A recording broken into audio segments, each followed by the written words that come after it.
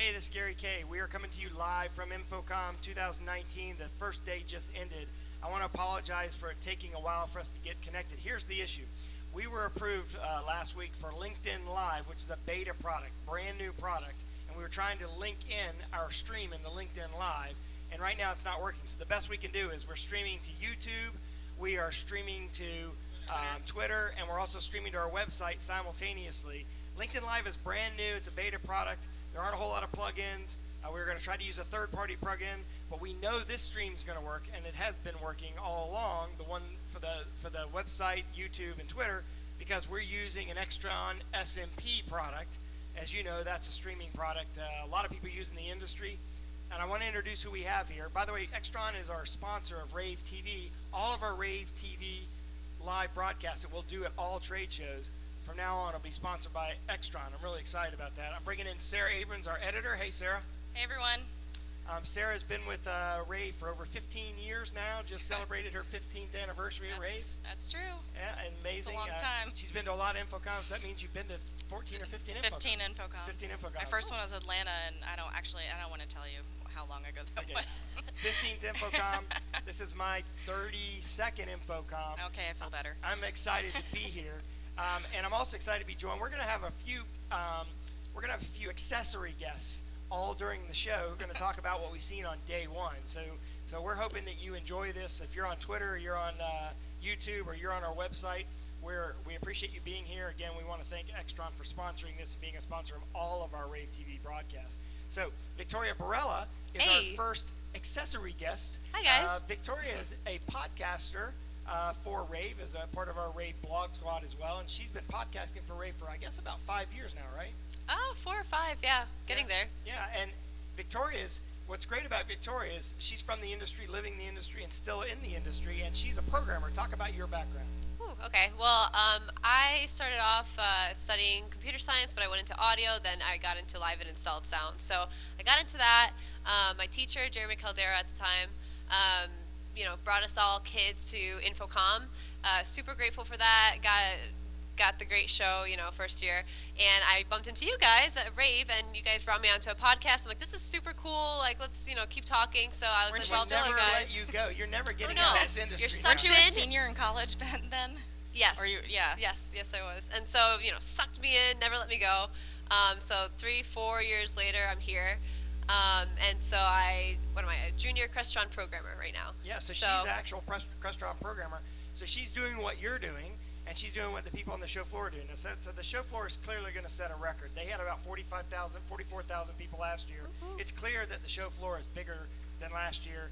It's definitely going to be a record. So what I want to do is go around and talk about some different things that we've each seen and give everyone an opportunity to kind of get a flavor for the show. And you should know that all of our coverage of InfoComm is at ravepubs.com/InfoComm2019. So let's preface that. We have 37 reporters here who are going around the show floor to all 1,100 booths. We're going to shoot videos for the next 3 days. We've already shot 1 day of videos. We've got about 600 videos so far that we've shot. We're going to upload those tonight, as many of them as we can.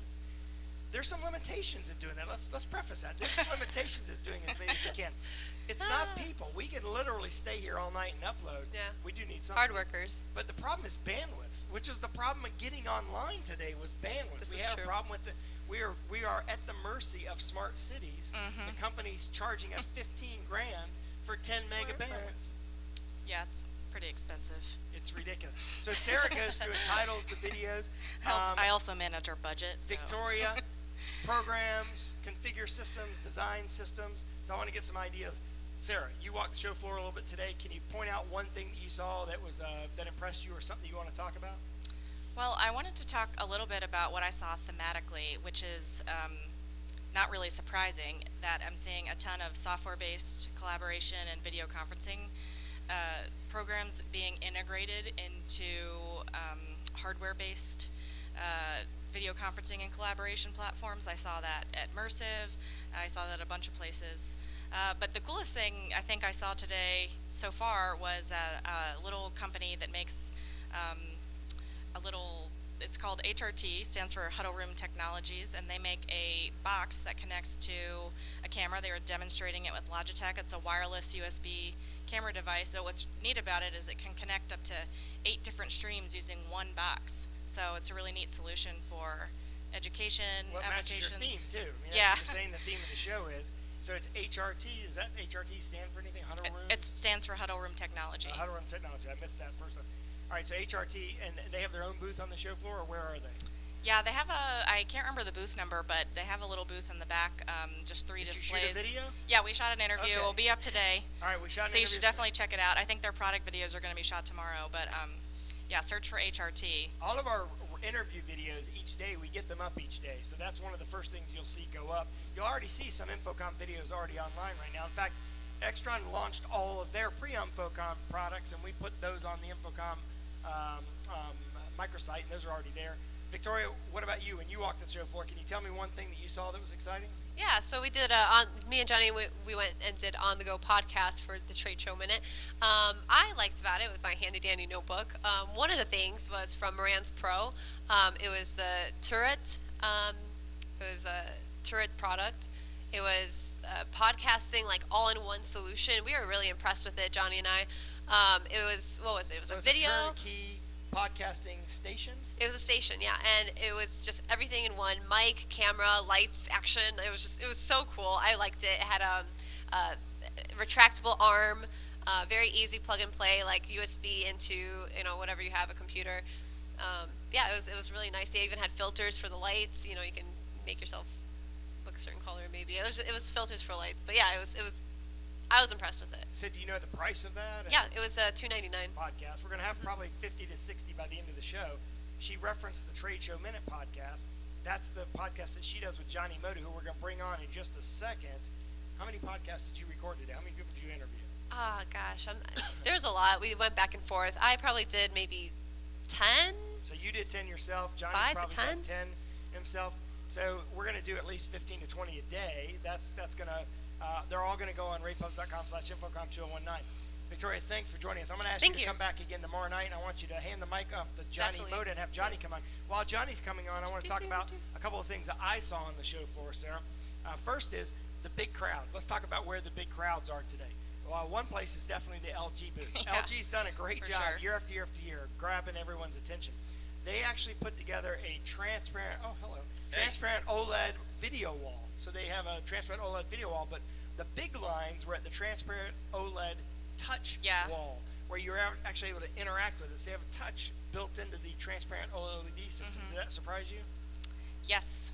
You don't see many touch applications with direct view LED indoor fine pixel pitch yet because the boards are so delicate. In this case, it was OLED. They're OLED displays. Oh, actually yeah. had the touch, and it was transparent OLED. But you're right. We don't have much touch on LED. You're correct about that. But I was saying that this was on the OLED. Transparent OLED system, which is just mind-boggling to me. And they actually had Audi is actually demonstrating what they're actually doing in car showrooms using the transparent OLED. So it was an actual, real product they were demonstrating. And speaking of LG, they were also, I saw huge crowds around their waterfall OLED display, which they keep coming up with new shapes to put that in, but it's really, I don't even know how to describe it. It's like wave shaped and all encompassing.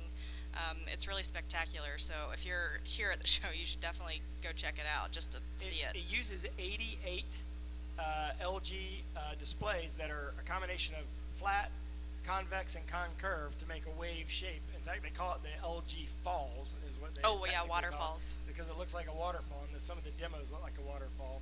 So LG definitely had a lot of attention. I'm going to come back and talk about a couple of others, but I want to introduce Johnny Moda here. To my right, Johnny is also a podcaster for rAVe and joined Victoria Barella for the Trade Show Minute here at InfoComm 2019. This is the third or fourth year doing the Trade Show Minute, right? That is correct. Hey, Gary. Hey, Sarah. Long-time viewer, first-time guest. And not really. Yeah, from a distance. So first off, how long have you been podcasting for rAVe? Ooh, carry the two. I don't want to reveal my age, but a good handful of years now. Yeah. You're also the originator of #AV tweets. I mean, it's a right? thing I did once. You might have heard of it. Is that on your Wikipedia page? He invented AV tweets. #AV tweets. This is Mr. AV tweets here. 10 years ago. It The was Wizard of great AV 10 years Tweeps ago. is what. There you yeah, go. there we We'll just use that. Wizard of AV Tweeps. Is that okay with you? Yeah, that works. Okay. So tell me, Johnny, what did you see that impressed you? Well, you mentioned the LG. What is that called? It's the Wave Wall Organic something rather. Was that- Waterfall. OLED, yeah. I tried to walk by it, but I spent 20 minutes just like in amazement of like how awesome that wall was. But eventually, I got over to an area where I felt very at home. I love audio and I love art. And there's one place that I found at, and it was at the Leon Speakers booth. I'm not surprised. Right, and they have the most all. amazing stuff, right? Where they, and you can see it in their designs, right? But not only did they have their speaker products and art walls and art speakers, or as they call it, art sculptures, they had a lot of stuff from online, I imagine, from the Wayback Machine, the 1800s. They had this thing called the Psyopticon, which is basically like the original version of a viewfinder that you put over your head and like stuff. And they had it on the wall, and you could see like their speaker grills that I don't think they were hydro dip, but basically sort of matching like the circular patterns and stuff. And into their what do you call that? Their media decor products, where they frame TVs and such. They took like a newer TV and they made it look like it was straight from like one of the original TVs. It was pretty cool. So they made a new TV look like an old TV. Exactly. Oh, that's the thing. We're going back to make I've new been stuff look like old stuff. I've been calling it future retro. Future retro, yeah. Okay, well, you know, our industry was founded on audio. The AV starts with A. Audio has been the foundation of our industry. I did a webinar earlier this year about how audio is really making a lot more money than video. If you look at the margins of products, and a lot of times customers don't bid audio as much, and you know, people have sort of an emotional connection with audio, having listened to music their entire lives. So you're an audio expert. Tell me where you see that industry right now. Do you feel like as an audio guy that the industry's been kind of overshadowed by all the video impressive imagery stuff that we've had at shows for all these years? I feel like video is definitely taking the start of this, and you know, coming from the audio side, I've been wanting more and more audio, and most people I think typically don't want to see audio products. They would rather just hear it. And you know, not to go back to Leon, but I'm going to do it. You know, with their art stuff, I love art, right? So like you're seeing more and more speakers sort of like become more prevalent in the room, whether it's a commercial space or not, being more decorative and things like that. Which is more creative than just having a box. And Leon is definitely at the forefront of that. I want to remind everyone, we are coming to you live from InfoComm 2019. It's the end of the first day of the show. We have a 3-day show. This rAVe TV is a new thing that we're doing, where we're doing live broadcasts at the end of every show. We love having Extron as a sponsor because they are not here on the show floor, so they're not going to expect us to cover their products, which is awesome. We are streaming this using the SMP, so you can't say that anything we're talking about is sponsored. In fact, none of the products we've talked about or the companies we've mentioned are being mentioned because of a sponsorship or anything like that. We're literally talking about things that we've seen on our own on the show floor. And speaking of which, another one that drew a lot of attention that I saw was the again LED based, the Christie Micro Tiles LED, originally launched at ISC, and on my tour I actually went by and took off the tiles and put them back on to show how easy they were. Of course, everybody's a little nervous about that. You can't do that, sir. Put those down. And but you know, it replaced the old micro tiles that, speaking of old, that people sort of fell in love with, but now with the new technology, LED. Have you ever a chance to see that? No, I haven't had a chance to go by Christie yet, but I saw the Christie Micro Tiles LED at ISE, and it was pretty amazing. Yeah, it's a neat technology that comes in 1.2 millimeter and 1.5 millimeter pixel pitches. Again, because it's flexible, it can kind of bend around shapes and around corners, and you can do a lot of things with it. And the panels are only 14 inches diagonal, so you have the ability to build different sort of form factors than typical rectangles and squares. But what we're going to do is we're going to talk a little bit about I'm going to kind of ask sort of rapid fire questions to you and see how you guys respond to these questions. How about that? Will you play along with me? Sure, I'll try it. Yeah, let's do it. Okay. Because we're going to bring on another guest as well. Okay. But rapid fire question: who is your best guest today or most fun guest today on the Trade Show Minute? Ooh, there's so many, and I have to pick one. You got to pick one. Who do you think was really good on Trade Show Minute today? The best guest, man, pass. Come on, how about company? You can't pass. I'm not gonna let you. Oh, you got to answer something. What company, products, anything? Give me some. Well, why don't we talk about Peerless? You're in the Peerless booth. You're in the Peerless AV booth. The podcast station's in the Peerless booth. you talk to anybody from Peerless? I did not. No, There was not one. Surprisingly, they're too busy? Or what? They no. forgot about us? I'm sure We they're on talked the to some schedule for people from tomorrow. Fearless. Yeah, we did publish a schedule. We let people sign up for their own podcast. The whole thing filled up right away. And Yep. what I've been doing is sending people over to Johnny to beg and plead for a podcast openings. I know you have some extra podcasts. I do. We've been doing little on-the-go podcasts. So between the three of us running the station there, I'll find some time to go see something really cool, hear something cool, and someone says, "Oh, I didn't get on the schedule. Is there any way?" I'm like, "No, we're booked. But for you, I'll make it happen." Are you afraid to offend somebody by telling us who you thought was your best guest? Is that what it is? I don't want to make anyone upset That's because it. because You don't everyone wanna play here is so favorites? good. Okay. I don't want to because then they're gonna be like, "Why I'll play wasn't it me?" favorites. I had some What do you got? favorites of Okay. people I interviewed today. Okay, who are your favorites? Well, I really enjoyed talking to Andy Fliss at TV1. He's funny and very personable. But my favorite guest was definitely Bethany Deneen at Anchor Audio. I really like her. She is one of the few people I don't have to hold my microphone up like 2 feet above me, but she's just a wonderful, lovely person. They lend us some of their Beacon PA systems for our game that we like using, and it was a really good interview. And she's referring, Sarah's referring to the height advantage that many people Yes. have over you. I There, should say. there were some kind of mean comments on one of my interviews at ISE because this person was quite taller than me, but that's okay. Not taking it personally. Listen, if we got upset by all the mean comments that we get, we'd probably have to go out of business. We It's tried fine. to do this earlier today using LinkedIn Live, as we mentioned early on, and the deluge of negative comments from people beating us up over the audio quality, even though we have no control over it because of some of the factors It's that fine. we're dealing with LinkedIn.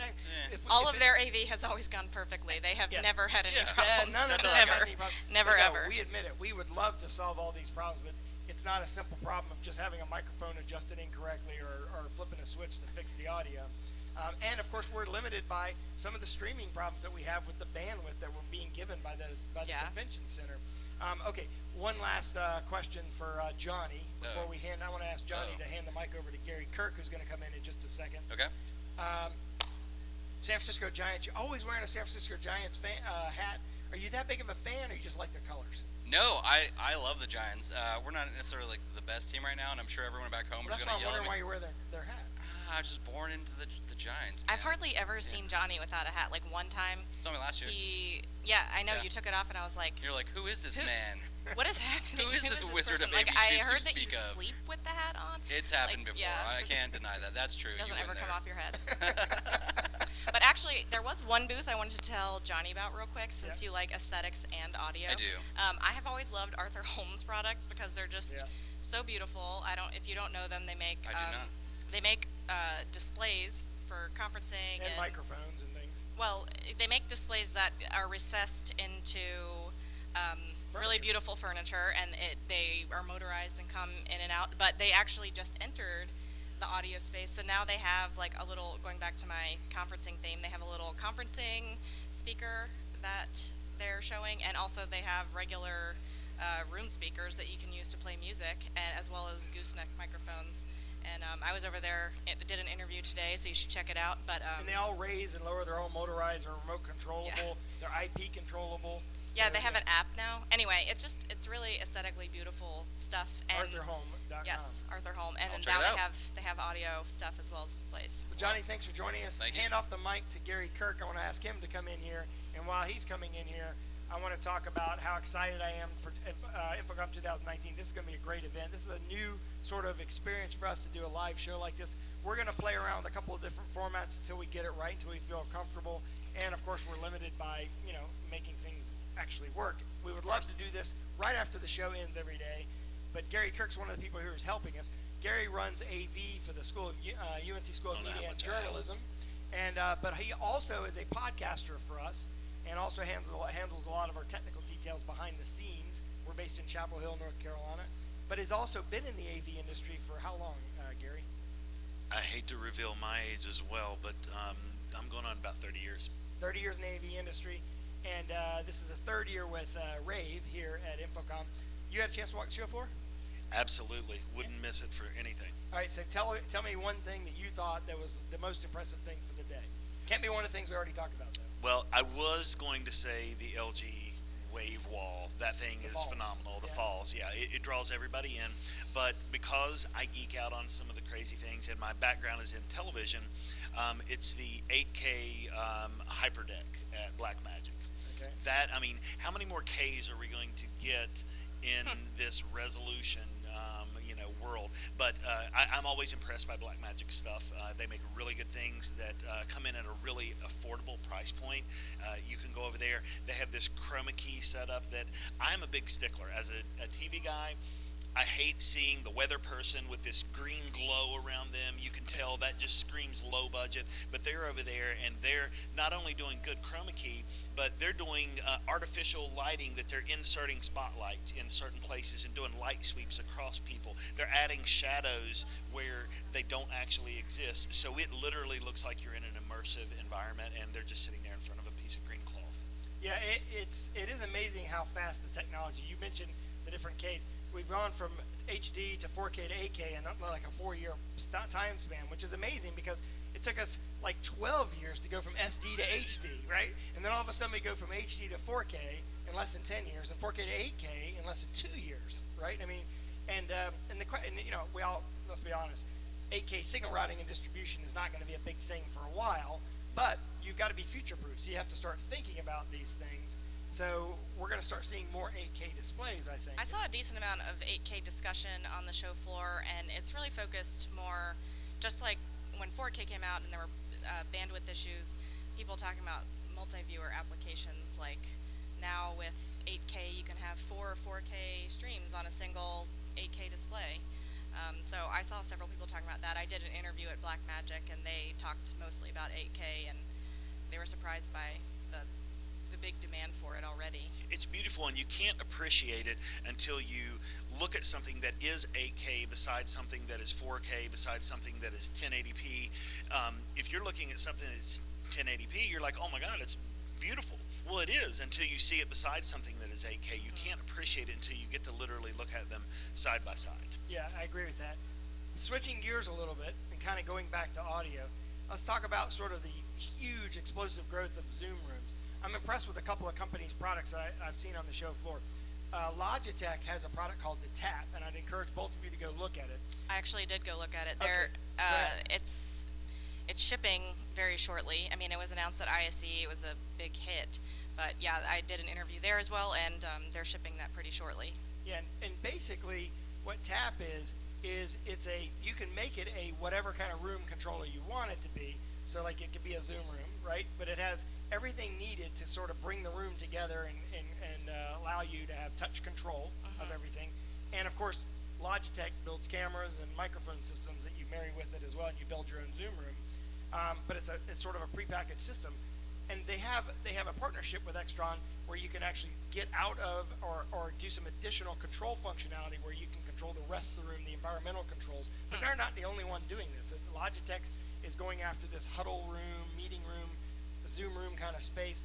We have Intel on the show floor with a space like that. We have a brand new company called STEM Audio with an audio all-in-one ecosystem going after that. My point is, there's a whole new market that's come out of sort of, I guess, in a way, back in the old days we'd have called them hang and bang systems. In the new days we call them pre-configured and pre-packaged systems that sort of simplify the industry. So that I guess it's this trend towards simplification.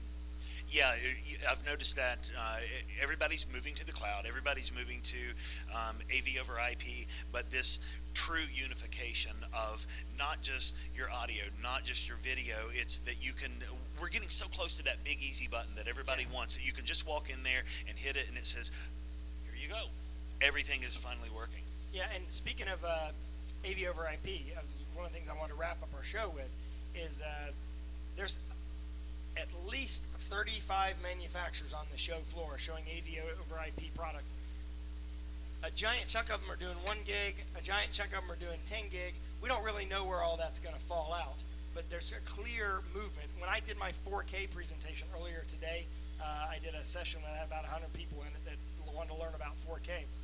The question that they kept coming back to is, well, what if we want to go over the IP network? What do we do in this case? How much bandwidth do we need? What are the options? What should we use? So I was trying to teach them about the limitations and the advantages of building systems around 4K, and they kept coming back to the infrastructure side of 4K being AV over IP versus HDMI versus DisplayPort. So there's a lot of things that still have to be worked out there, and I think a lot of the companies aren't sure which direction it's going to go, but we do have an interoperability quote-unquote standard with SDVoE, and then we have a bunch of individual manufacturers that are doing 1 gig signal routing distribution, this is a form of AV over IP. We are streaming live using the SMPs from Extron, doing H.264 streaming across the internet, and we can do it in multiple resolutions and multiple sites simultaneously. This is like the early versions of AV over IP we've had for a couple of years now. So I'm excited about this industry. I'm bullish on the show. I'm excited about InfoComm 2019. It's just day one. What we're going to do is we kind of wanted to introduce you to everyone and make you feel comfortable with who we were. Tomorrow we're going to come back with some very specific product recommendations based on what we've seen, and some recommendations of things that you should check out online, because we'll have more videos online because we just started today. We still have to spend the night uploading a lot of videos and titling a lot of videos. It's going to be a long night to do. I want to thank Gary Kirk. I want to thank Victoria Barella. I want to thank Johnny Moda for joining us today. I want to thank Sarah for being my co-host today and being one. And thanks to you, She Gary. does not like being in front of a camera, so we're going to have to push her a little bit. I just like being behind a computer. I'm a word lady, the word nerd at rAVe Publications. She's the one that makes my writing seem like it's actually good writing, because it's not. But I want to thank all of you for joining us. I want to thank the team here at rAVe Pubs for putting this together and making it happen. We apologize for the technical problems earlier, but we're going to get better at it each time we did it. This was only day one. And hey, for the first time ever, only being a couple hours late in a broadcast is not bad, unless you're in the real world. And in this case, we're in the virtual world at a trade show, and we kind of control our own environment. Very meta. Yeah, it is very meta, isn't it? If only we could find an AV tech. All of our InfoComm coverage is at ravepubs.com/InfoComm2019, or you can go to ravepubs.com, click on the InfoComm link. Thanks for struggling your way through this with us. Thanks for watching. Have a great day.